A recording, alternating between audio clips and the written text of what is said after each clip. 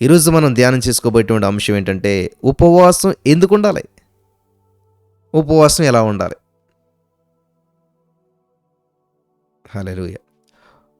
వింటున్నారా? ఉపవాసం ఎందుకు ఉండాలి? ఉపవాసం ఎలా ఉండాలి? హల్లెలూయా! ధ్యానం చేసుకుందాం. లూకా సువార్త 4:2 చూసినట్లయితే, అపవాది చేత శోధించబడుచుండెను. ఆ దినములలో ఆయన ఏమీ తినలేదు. అవి తీరిన తర్వాత ఆయన ఆకలిగొనగా,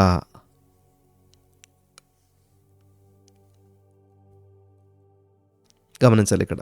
యేసుప్రభు వారు ఉపవాసం ఉన్నప్పుడు ఏమీ తినలేదు అని ఉంది అక్కడ.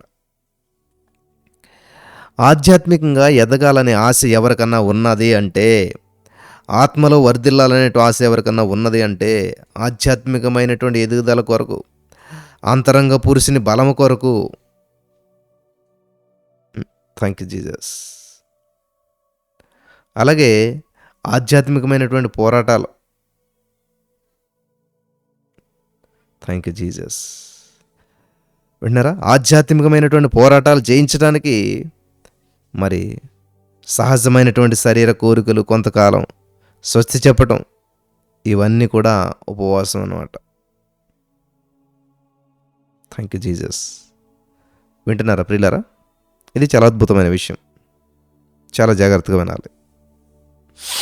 ఆధ్యాత్మికంగా ఎదగాలన్నా, నీ అంతరంగ పురుషుడు బలపరచబడాలన్నా, ఆధ్యాత్మికమైన పోరాటాలన్నీ జయించాలన్నా, మరి సహజమైనటువంటి శరీర కోరికలు ఉంటాయి, వాటన్నిటిని కూడా కొంతకాలం స్వస్తి చెప్పేసేసేయాలి.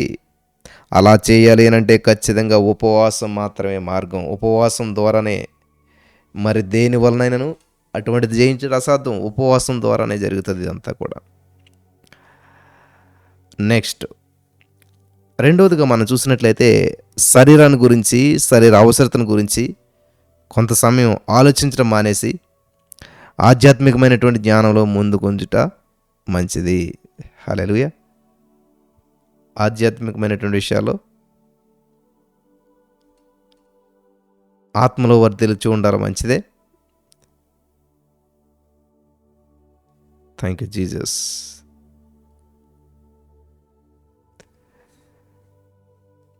కాబట్టి ప్రియులారా, శరీర కోరికలు, ఆశలు అన్నింటికి కొంతకాలం స్వస్తి చెప్పేసేసేయాలి. అలా స్వస్తి చెప్పటాన్ని ఉపవాసం అంటారు. రోజు నువ్వు చేసే పనుల్లో కొన్నాటిని తీసి పక్కన పడేసి వాటికి కొంతకాలం రెస్ట్ చెప్పేసేసేయాలన్నమాట, స్వస్తి చెప్పేసేసేయాలన్నమాట. దాన్ని అంతటిని కూడా ఉపవాసం అంటారు. సరే, శరీరాన్ని గురించి, శరీర అవసరతల గురించి కొంత సమయం ఆలోచించటం మానేసేసి ఆధ్యాత్మికమైనటువంటి ధ్యానంలో ఉండటానికి ఉపవాసం చేయాలి. ఉపవాసం ఎందుకంటే మనం ఉండేది శరీర సంబంధమైనటువంటి విషయాలు ఆలోచించడం మానేసేసి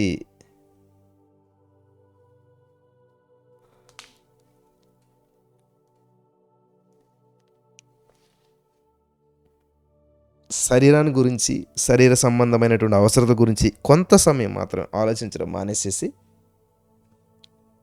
ఆధ్యాత్మికమైనటువంటి ధ్యానంలో ఉండాలి. అంటే ఉపవాసం, ఆధ్యాత్మికమైన ధ్యానంలో ఉండటానికి ఉపవాసమే ఉపయోగపడుతుంది.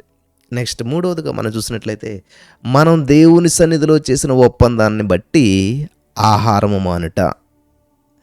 హల్లెలూయా!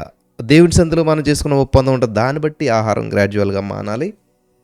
మరి ఇక్కడ మనం చూసినట్లయితే ప్రియులరా, లూకా సువార్త 4:2 చూసినట్లయితే, అపవాది చేత శోధించబడుచుండెను.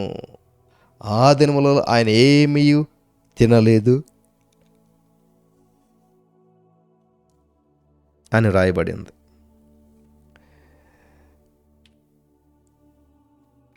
ఇక్కడ మనం గమనించినట్లయితే ప్రియులరా, మనం దేవుని సన్నిధిలో చేసిన ఒప్పందాన్ని బట్టి ఆహారం మానాలి.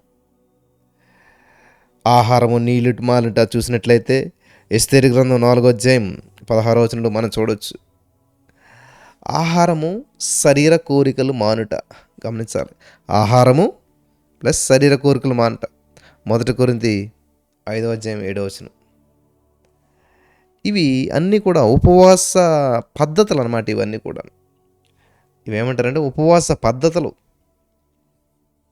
డిపెండ్స్ అనమాట. ఆహారం మానేయటం కొంతమంది, నీళ్ళు మానేయటం కొంతమంది, వాటర్ ఫాస్ట్ అని ఇలాగ రకరకాల ఇవన్నీ కూడా ఉంటా ఉన్నాయి. చేస్తూ ఉంటుంటారు. దేవునికి స్తోత్రం కలుగును గాక. మరి శరీర కోరికలు మానేసుకోవటానికి 1 కొరింథీ 5:7 ప్రకారం మనం అక్కడ ఉపవాసం ఉండాలి.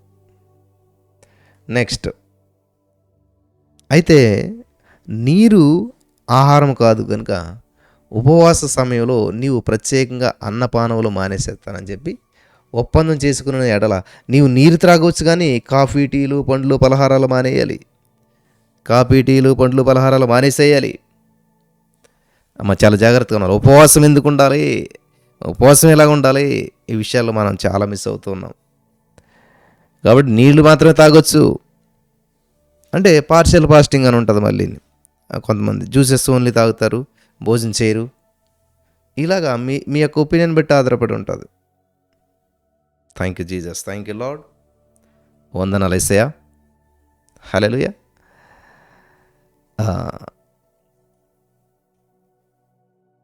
పద్ధతుల మాట ఇలాగా డిఫరెంట్గా వాటర్ తాగటం మానేస్తారు, లేకపోతే వంట చేయటం మానేస్తారు, భోజనం చేయటం మానేస్తారు. ఇలాగ ఒక్కొక్కరు తీర్మానం ఒక్కొక్కలాగా ఉంటుంది. నెక్స్ట్, అయితే నీరు ఆహారం కాదు కనుక ఉపవాస సమయంలో నీవు ప్రత్యేకంగా అన్నపానములు మానేస్తానని చెప్పి ఒప్పందం చేసుకున్నట్లయితే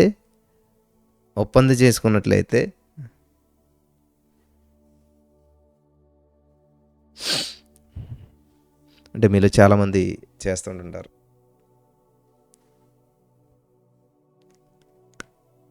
అన్నపానాలు మానేస్తానని చెప్పి ఒప్పందం చేసుకున్నట్లయితే నీరు త్రాగొచ్చు, కానీ హల్లెలూయా, థ్యాంక్ యూ జీసస్. నీరు ఆహారం కాదు కానీ, అయితే నీరు ఆహారం కాదు కనుక నీరు అనేటువంటిది ఆహారం కాదు. ఉపవాస సమయంలో నీవు ప్రత్యేకంగా అన్నపానాలు మానేస్తానని చెప్పి ఒప్పందం చేసుకుంటే అలా చేయాలి. లేదు ఒక పూట భోజనం మానేస్తాను, లేదా ఒక పూట నైట్ పడుకునేటప్పుడు భోజనం చేయను, లేదా మధ్యాహ్నం చేయను, లేదా ఉదయం బ్రేక్ఫాస్ట్ చేయను. ఇలాగ దేవునికి మనకి అడ్డుగా ఉన్నదాన్ని తొలగించుకొని దేవుని సందులో చక్కటి ఉపవాసం చేసుకుంటూ ముందుకెళ్ళాలి మనం. ఆహారము చూసినప్పుడు ఆహారం మీదకి మనసు ఎప్పుడైతే వెళ్తుందో, ఆహారం మీదకి మనసు పోకుండా దేవుని సన్నిధిలో మోకాళ్ళలోని ప్రార్థించడం వలన ఆధ్యాత్మికమైనటువంటి బలాన్ని, శరీర దృఢత్వాన్ని మనం పాలు పొందుకుంటాం.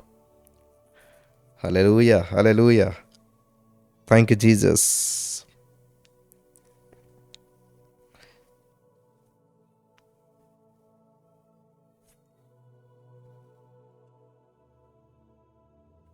కాబట్టి ఆహారం మీదకి మనసు పోకుండా ఉండాలంటే దేవుని సందులో మోకరించి ప్రార్థన చేసుకోవాలి. ప్రార్థన చేయటం వల్ల ఆధ్యాత్మిక బలము, శరీర దృఢత్వాన్ని కూడా మనం పొందుకుంటుంటాం. నెక్స్ట్ మనం చూసినట్లయితే ప్రియులరా, వాల్యుబుల్ మంచి ఆహారం ఉండి తినుటకు ఆరోగ్యం ఉన్నా కానీ వాటిని మానుకొనుట ఉపవాసం. హల్లెలూయా, వింటున్నారా? మంచి ఆహారం ఉండి తినుటకు ఆహారం ఉన్నా సరే, అన్నీ బాగున్నాయి, కానీ వాటిని పక్కన పెట్టేశారు దేవుని కొరకు. హల్లెలూయా, అది ఉపవాసం అన్నమాట. అది కూడా ఉపవాసమే. అలాగే సువార్త నిమిత్తం ఆకలి దప్పులకలతో ఎవరైతే ఉన్నారో, సువార్త నిమిత్తము ఆకలి దప్పికలతో ఆహారము నిద్రలేక ఉండుట వస్తనమాట. సౌలు ప్రభు కొరకు మరి ఎంతో అన్వేషించాడు. పౌలు ప్రభు కొరకు ఉపవాసం ఉండుటకు, పస్తులుండుటకు కూడా సిద్ధపడ్డాడు. కనుక గొప్ప ఆత్మల జాలరైపోయాడు. Sir. Thank you Jesus, thank you Lord. Yesayya, thank you Lord, thank you Jesus. Paul ప్రభు కొరకు ఉపవాసం ఉండటానికి, పస్తులు ఉండటానికి కూడా సిద్ధపడ్డాడు. కాబట్టి గొప్ప ఆత్మల జాలరైపోయాడు. కాబట్టి సువార్త నిమిత్తం ఆకలి దిబ్బులతో ఆహార నిద్రలే ఉండుట పస్తు. Thank you Jesus, thank you lord.